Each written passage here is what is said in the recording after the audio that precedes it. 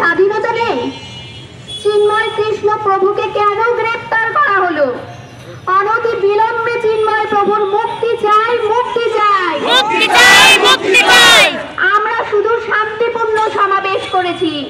আমাদের এই আন্দোলন কখনোই সরকার বিরোধী নয়। তবু কেন সনাতনীদেরই বারবার বলির পাঠা হতে হবে? কেন সনাতনীদের মুখ বন্ধ রাখতে, স্বাধীনতা হরণ করতে চিন্ময় প্রভুকে গ্রেফতার করা হলো? বিএনপি, আওয়ামী লীগ, জামায়াত আমরা কারো বিরুদ্ধে নয়। কে সরকার প্রধান হবে তাতে আমাদের সনাতনীদের কিছুই যায় আসে না। আমরা শুধু নিরাপদ আশ্রয়, শান্তিপূর্ণভাবে নিজেদের অধিকার চেয়েছি। আমরা আমাদের জন্মভূমিতে শান্তিপূর্ণভাবে থাকতে চেয়েছি। তাহলে কেন কেন চিন্ময় প্রভুকে গ্রেফতার করে হিন্দুদের অধিকার চাওয়ার সমাবেশ থামিয়ে দিতে চাইছেন? একজন দেশের সরকার একজন পিতার ভূমিকা পালন করেন।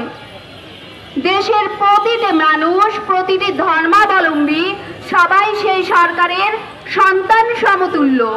তাহলে কেন কেন আমরা সনাতনীরা সেই পিতার কাছে থেকে নিপীড়ন সহ্য করব?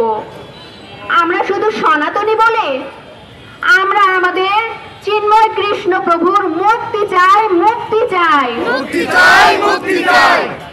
কেন চিন্ময় কৃষ্ণ প্রভুকে ঔষধ পর্যন্ত দেয়া হচ্ছে না? এর জবাব চাই, জবাব চাই, জবাব চাই, জবাব চাই। চিন্ময় কৃষ্ণ প্রভু একজন সাধু, যিনি প্রসাদ ভোজী। স্বয়ং ভগবানকে অর্পণ না করে তিনি কোনো খাবার গ্রহণ করেন না।